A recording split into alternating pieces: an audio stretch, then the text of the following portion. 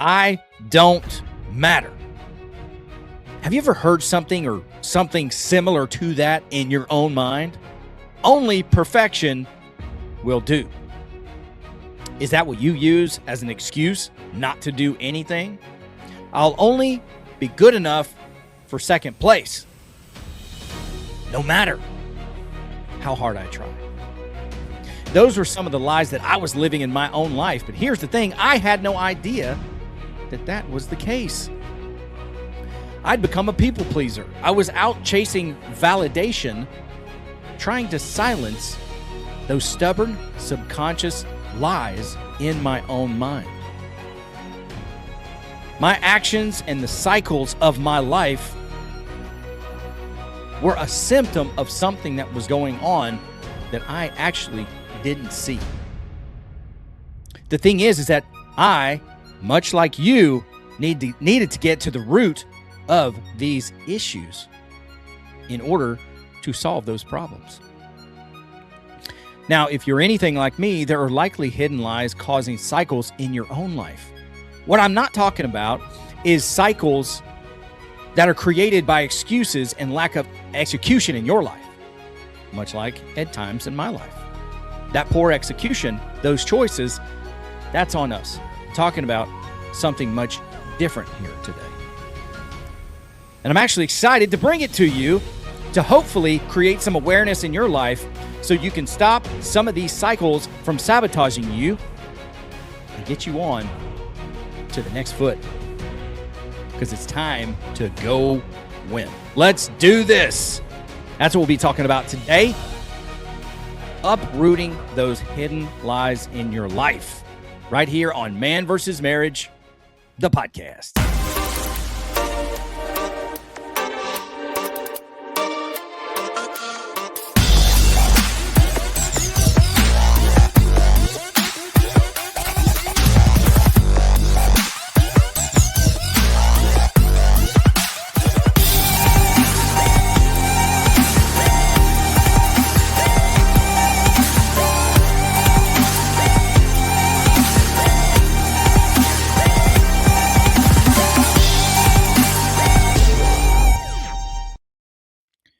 Welcome back to another episode of Man vs. Marriage. It is I, your humble servant, Quincy Moran, a.k.a. the Q-Dog, in the Moran family studio, living at large, living in charge. That's right, baby. Woo! Punching the microphone, too. If you're not on video, you can't see it.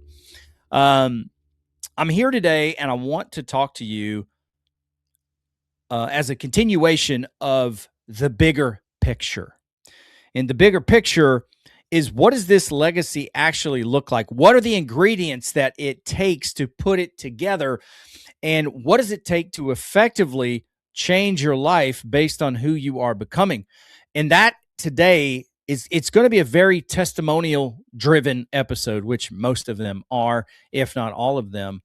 But I'm excited to talk to you about it today because understanding there were these lies present in my life, how I got to those lies and conquered them, and then what I did moving forward, it's going to change your life. You ask my kids, that's a common phrase. I only say it when it's true. There may be times where I'm joking. This is not one of those times. So let's talk about this. Uproot hidden lies like I don't matter, I'm not good enough. They sabotage your foundation. Discovering the deep-rooted limiting beliefs in your life will ultimately set you free to build your legacy bigger than it's ever been. When you were born, human history changed forever. I stole that from Andy Frisella because I loved it and because it's true. When you were born, you changed the course of human history forever. You like the Sandlot? Forever. Forever. You did. And that seems grandiose. It seems like a major deal. That's because it is. You were created for a purpose, dude. You were created to do great things. Those great things may not involve being a billionaire and creating mega companies. It may not mean that you're going to play in the NBA or the NFL or MLB. You may not be a UFC fighter, but the things that you do in this life that affect people, actual human beings, like your family, like your friends, that is life-changing. It does affect human history, and it is a huge deal. I cannot understate that. I cannot, overstate that high enough. That making an impact on another person's life in a positive way it's like the definition of life-changing. And for me, I love that because I believe that God helps us take our testimony and help change other people's life, because then they can believe things are actually possible. It can give them the courage to take a step in faith to go and be somebody different. That they're not stuck with who they are, but they can actually change their life. I love it. So when you were born, human history changed forever. Recognizing that truth shifted my approach to living each day in honor of the gift of life that I have been given. Now, here's something. The book is called Dream, I Dare You. The author, Julia Gentry. God bless my cousin Michelle for introducing me to this book. Even if you're not religious, or even if you are religious, whether you are or not, I'll just say this. This is a great book to get because it helps you discover your limiting beliefs. You find out how to give yourself permission to dream again. Why does that matter? Because that will help propel you and get you on the path to accomplishing the great things that God has for you to accomplish. He's ordained those things if you choose to walk in them. It's what I call his good and perfect will for my life. In my life, there were two limiting beliefs, and those seeds were planted when I was very young, unbeknownst to me. And it was, I didn't matter and I wasn't good enough. The hard part is that it stemmed from my parents' divorce. And I made the mistake of making their broken relationship my responsibility. Like, I wasn't good enough for you to save your marriage. I wasn't worth it. I didn't matter enough for you to fix your relationship. And number one, their relationship wasn't about me. That was between two adults. Those were things that they had to work out with each other. I made it about me because it affected me, but it was not about me. And I carried that for years and years. I would say probably 44 years of my life. Now, I started to recover from being a people pleaser, which means I believe I was good enough to just cut it down to the stump, but I didn't know what the root was because I hadn't yet discovered it. I knew things were going on, but I did not know the root cause. And root cause analysis will help you discover what those limiting beliefs are. And I want to share with you what she talks about in the book and help you with the exercise. And actually, my buddy Jacob helped give me some context around why I even do a marriage podcast, which I thought was very, very interesting. And it's, like 43 years ago, this stuff happened. Anyway, I digress. Well, I progress because that was not digressing. Let me pick up where I wrote here. My parents never knew it. It was learning about this. It was learning this about myself that helped me understand why I had become a people pleaser and why I chased affirmation, which is ultimately chasing validation to become who I already was. What does that mean, Q dog? I already mattered to my family. I already mattered to my wife. I already mattered to my kids to the uttermost. But I was out there doing various things, seeking validation so that my family would finally believe that I mattered when I already did. It's like my cousin Shane, one of my best friends in the world. Um, he has a dear friend that says you're fighting to get into a room that you're already in, and that was so true. And how often do we believe these things that actually were not our responsibility? We made it about us. That's what we as humans do. When you walk into a room of strangers and people are acting a certain way, maybe it's just me, but we automatically think, well, what did I do to you? Here's a news flash. They already had life going on before you showed up. Took me a while to figure that out too. The world doesn't revolve around the Q dog. Who would have thunk it? So what was that? What was that seeking validation, and how did I get there? So there's an exercise that Julia does in the book, and I'm just going to read what I wrote here because it'll be very helpful. Julia Gentry teaches in her book, Dream, I Dare You, go back to your youngest memory in order to identify what and when the lies were planted. Then you can bring it into the light so you can pull it up by the roots. And so for me, in the testimonial side of this, and you'll see this in my book and you'll hear it in many, many podcasts that come along, but I go back to my earliest memory, sadly, was when we were in the back of the station wagon. I was in the very back of the station wagon, my sister and my brother just ahead of me in the next seat. And then my grandfather, my mom's dad, was in the front seat and she was in the front seat. My grandpa was driving. Well, we were in my Aunt Linda's driveway and I couldn't figure out why the family was gathered there. My dad was nowhere to be found, but I couldn't figure out why the family was gathered there. And we were in the car with grandpa.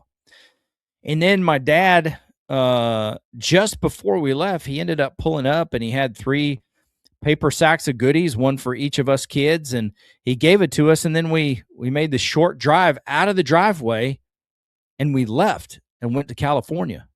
We left him behind in Alabama. And I didn't realize it, but I made that moment about me, much like I just described. And so throughout the course of my life, I worked so hard to prove to people that I mattered by becoming a people pleaser. So I had to show people how serious I was about our relationship. So I would overpromise just one after another. And I would really just burn my candle at both ends in order to prove to them that I mattered enough for them to want to have me around. Maybe it sounds foolish to you, but it was the cycle of my life, even as an adult. And it caused me, to go out and to try to start all these businesses. And there's a little more to that. We were struggling terribly, like financially, we were struggling. I guess, what blue collar worker wouldn't be struggling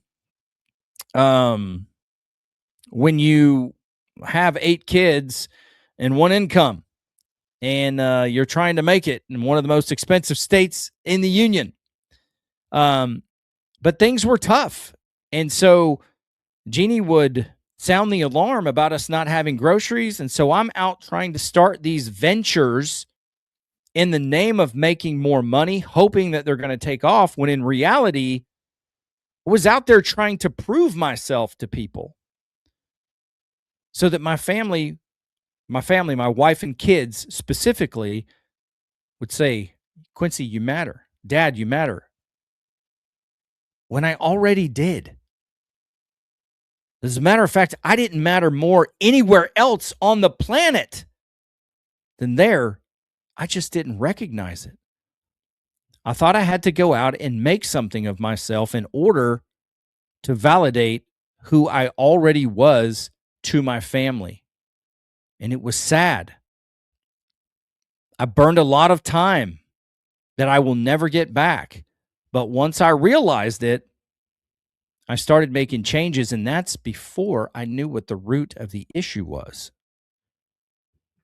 So I spent time growing and developing through discipline, through these disciplines of challenging myself and living out who I was is not who I had to be. Ultimately, I believe the Lord led me to those places in my life through the exercise, and I found the lies that I had been living for over 40 years. And you know those cycles in your life, like, yeah, it's good. It's good. Everything's going well. And then adversity shows up. And what happens? Those familiar feelings start to come back and they start to whisper in your ear, dude, you don't matter. You're not good enough for this. There's no matter how hard you work, you're only going to be second place. And so you start getting focused on the outcome and you lose your way. You start reprioritizing your life based on your fear and you lose your way rather than basing your life on the confidence of who you already are and where you already matter and spending that time, that currency that's non-renewable, that time where it matters the most and being intentional about it.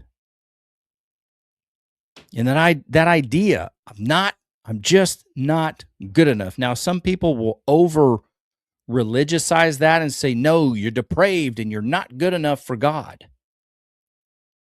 Well, we could talk about that, but that's a separate not good enough issue. It's believing the lie out of fear that I won't measure up, when in reality, if I commit to a process and I do the work, the outcome will take care of itself. And whether I end up in third place or first place, I will have left it all on the field so I can have confidence in working the rhythms of my life and adhering to the process and allow the outcome to be what it is, because that ultimately is outside of my control. I won't have any wasted energy on the negative thought process in life and sabotage myself as I try to move forward in the future. And I'll tell you this too. I truly struggled. I'm going on 8 years of podcasting. I believe that God has called me to go out and to speak publicly, not just behind the camera in this podcast, but also to go out to you, to go out and have mini conferences, mega conferences. I don't know exactly what it looks like. It's still formulating. I'm still wrapping my head around it. But for years, I thought, man, nobody is going to listen to me because I'm not like significantly wealthy. I don't make millions of dollars. And so I don't have any credibility to go out and speak to people about how I've been able to transform my life and how I've been able to solidify my marriage, improve my health, and become the father to my children that I promised I would be, become the husband that I promised I would be. Now, thinking about that, I was able to do that without all the money. So I fist bump myself and say, well done, good dog. Does my marriage still have adversity and turbulence? Yeah, we're both human. Hello. Is there still challenges within my parenting skills? Yeah, I've up until recently had never been a parent of adult children. So you learn the line between authority and freedom, and it's a work in progress. But I do live my life with intention, and I am motivated by those pure God-given ambitions to be the man that he's called me to be and honor my family in such a way where I will live these convictions out that I have to the best of my ability. And that is who I want to be. And so I'm very thankful that is the case. I was on the phone with Shane and Michelle, my cousins, and I was telling them that, I don't make millions of dollars, so I'm just not qualified to go out and talk to people about how to change their life and their relationship because I have no credibility.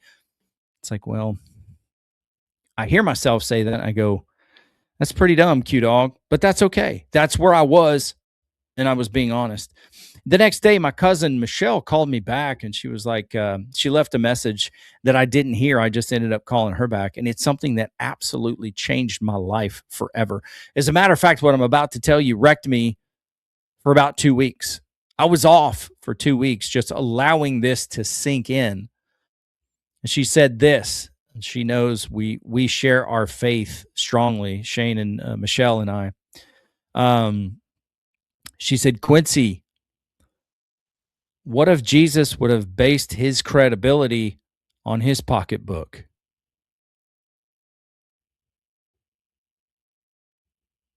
That silence you hear is on purpose because it hit me like 2 tons of bricks. I had to take a step back and go, oh my gosh. What validated the word that Jesus brought to earth? Of course, he was the Son of God. It was who sent him. What message did he carry? And that changed my life. Like you hear people radically getting changed. That changed my life forever. Does that mean I struggle with sometimes with confidence now on what would I say? Yeah. But that's okay. It's all right to struggle. It's all right to challenge your confidence. It's all right not to be sure how it's going to work out, but go and do it anyway because it's what you are called to do. So I want to challenge you right now. I'm big on evaluating. Evaluate who you are. For me, it's like identify what you have. Know your inventory. And only then can you make a plan to right size that inventory, to shore it up, and then start stocking your shelves with who you want to become. You get to define that. And then you go out and you live it. So where do you find yourself? Where do you find the cycles of your life bringing you? Where do you allow those voices to sabotage you in the foundation of who you are? If you have a problem with saying you're going to do stuff and you don't follow through, I'm not so sure you can blame those on the lies of the past, because anything that is based in execution is a choice for you. It is a choice for you to complete if it's within your control. I got to get better at that. That's where the whole mentality, that's where the whole process of focus on what you can affect, your attitude, your actions, your effort, and your intentions, that's up to you. So how you execute and with what consistency, what sacrifices do you make in order to execute on those is up to you. I'm talking about something deeper that drives you to be someone that you are not, something that's unhealthy. I've never stepped outside of my marriage. I did, however, go out and try to work so hard and start so many things in order to find validation that I need not be looking for outside of my home. I don't need other men and women affirming me to the core of who I am. Now, maybe you have some, maybe you're a part of a church and there are people that are leaders in your life that you do counsel with in order to help get some direction. Maybe you email me on this program and we talk through that, and that's okay. That's all right. Seeking that guidance and that mentorship is all right. But what I'm talking about is that validation that we're looking for, the words of affirmation. No words of affirmation should matter more than my wife and my kids, because that is my first ministry. And furthermore, who does God see you as? What is God saying about your life and who you're becoming? Because I seek his heart in who I'm becoming, because I want to align myself with who he has created me to be in order to honor his good and perfect will for my life. And I surrendered. I surrendered my ambitions to his good and perfect will. So that if I'm moving, he's directing my path. That's what I seek and set out to do. Those are my intentions. But I'm asking you to go get her book. I don't have an affiliate link. I'm not going to get $9.95 when you go buy it. I'm just asking you to go buy it and to go through it. I listened to it, and then I got the workbook and worked through the workbook. It's very valuable. Find an exercise on YouTube, whatever it takes to look deeply, not to find people to blame for where you are in life, but to find where you need to take responsibility and pull up the root so that you can move forward. How do I know it's possible? I'm a walking testimony of that.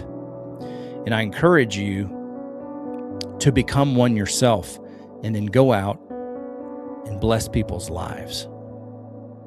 You can bless people's lives incredibly without saying a word, just by the way that you live your life. So I encourage you to do that today. I'm asking you to get this book and review those hidden, deep-rooted lies within yourself and be set free. Once the lies are pulled up, put the good, healthy soil of truth in its place and prepare to plant something new. Next week, we're going to talk about the quiet dialogue that goes on in your mind. It may be an expansion of what we're actually doing here as we seek to identify those lies. So I'm charging you right now to take action. Who you are is not who you have to be. And you can become the man that God has intended you to be, both in honor of him, in honor of your wife, and in honor of your kids, as you walk out his good and perfect will for your life. And I'm here to help you. Quincy at Manvsmarriagepodcast.com. That's the email. I'm looking forward to hearing from you. I'd love some testimony. Let's talk about it. Otherwise, go check out QuincyMoran.com for more. And that is all I got for you today. This here is the Moran Family Studio. I here am the Q Dog. And this is Man versus Marriage, the podcast.